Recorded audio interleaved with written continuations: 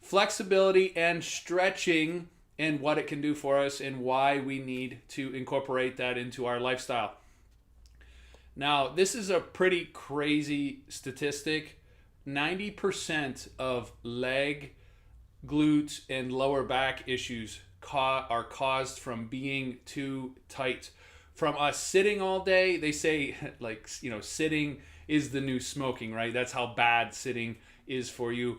So if that's what we do, if that's our job, and we have to do that, then we need to make sure we incorporate really stretching. I would say the problem areas are our hip flexors, which are right here where your legs hook up to your pelvis, and your glutes and hamstrings, right? Especially for taller people, our glutes are always tight, and our hamstrings are. Now, even for 6'3", I'm pretty flexible. I can reach down, I could stand on top of my hands, but I stretch every day. Every day I stretch. And I have to, because if not, I have severe lower back pain and it is no fun. I can bend over to pick up a piece of paper and I will be out for 2 weeks. I won't be able to move. It's terrible. And I found years ago, the only way I could feel better is if I practice flexibility or have a stretching routine. Crazy facts here, guys.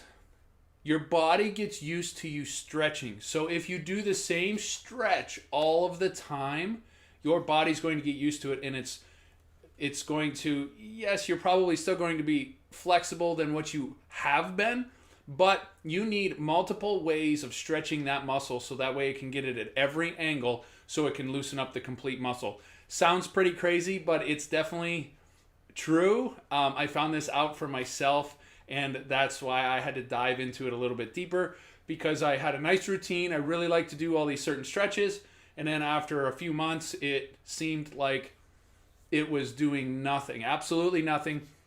So I had to take a deeper dive into it, and I found that if you practice the same ones all the time, your body gets used to it, and the muscle can be limber in that one certain direction, but it can be tight in all other directions. So just letting you guys know that before you really start implementing a stretching routine, make sure it's filled with various things. That's why, let's say yoga, even though yoga is also for our breathing, stretching, we also need to practice breathing while we're stretching, right? Because we're in control of our muscles. We have to be in control, stretching them in control. That way we don't hurt ourselves or anything like that. Some other super cool facts here, guys. When you're doing this, now let me back up just a sec.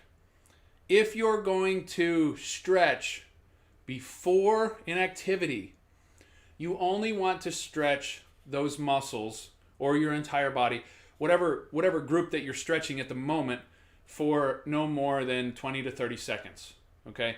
Because it's been shown that it can loosen up the muscle, or it can loosen up around the joint, the closest joint, and that way you might have problems. Now, this is for severe, like really intense stretching routines. If you're doing a 5-minute stretch routine, you can hold the stretch for 5 minutes and you're going to be fine.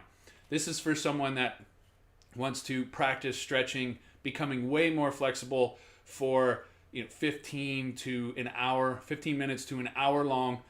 That's a pretty intense routine. Actually, I would probably even say 30 minutes to an hour long.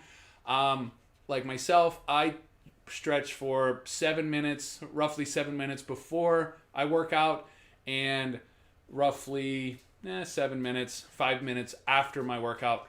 But there's certain stretches I do before, certain stretches I do after.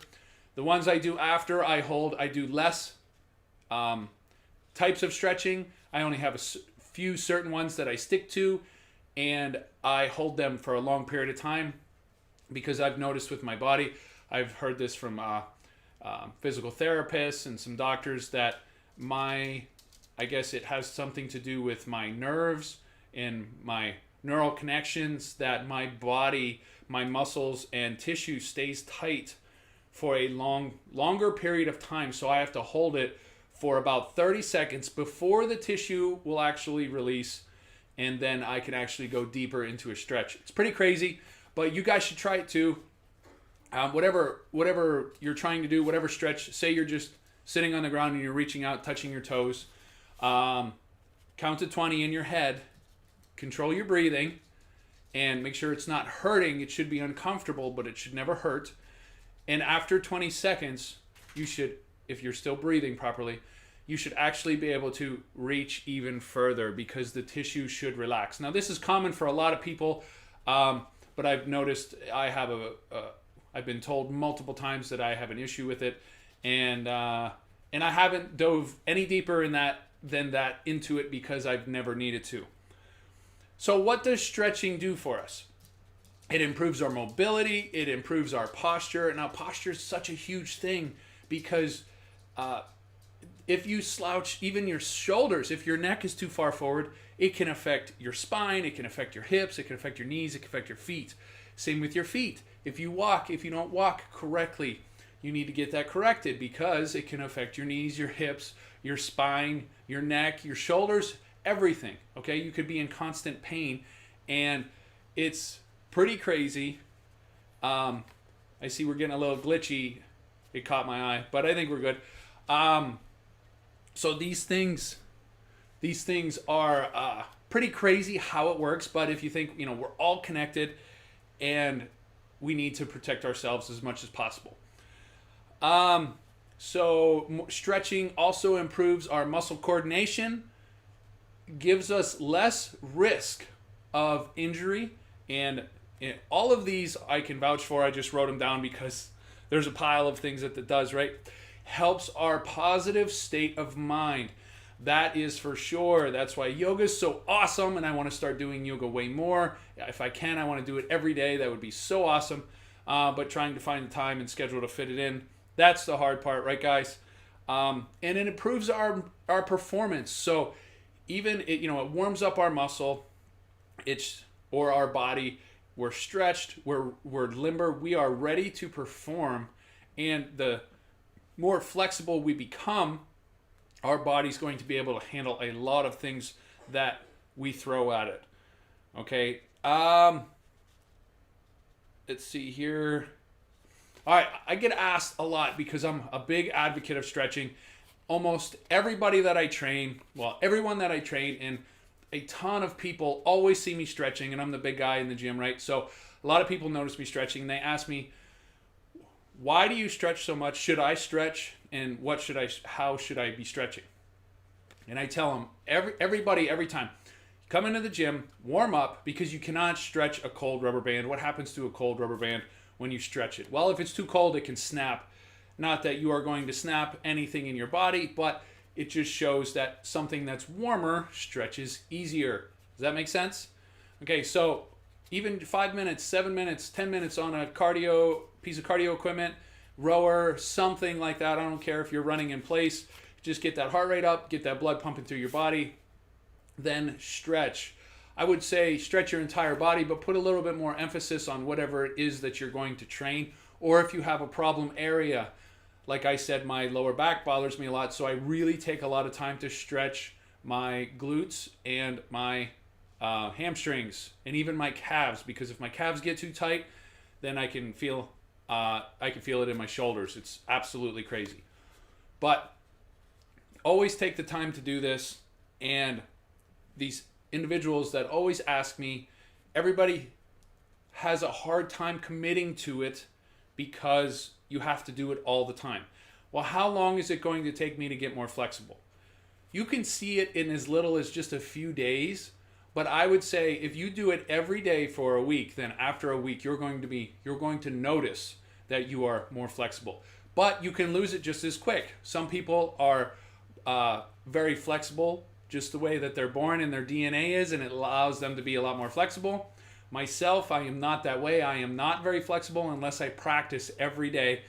And I've been stretching since I really got into working out around when I was 17. So it's been a long time, and we all go through rhythms, right? Where we practice for really good, we're really steady on it, and then we fall off the wagon a little bit, get tight, have back issues. I know exactly what the problem is, and I have to go back to the drawing board. Or not to the drawing board, I just have to go back to the beginning, start practicing it again, and what do you know? It solves the problem. Okay, it's very simple things, guys. But, you know, pick up a stretching routine. This stuff is absolutely amazing. It's going to make you feel so good. And I would love to dive into different stretching techniques or different stretching exercises or programs like yoga, Pilates. If you guys want me to dive more into one of those things, let me know. All of this is so exciting, and I can always talk on anything that's going to help you become a better version of yourself. So feel free, guys, to ask.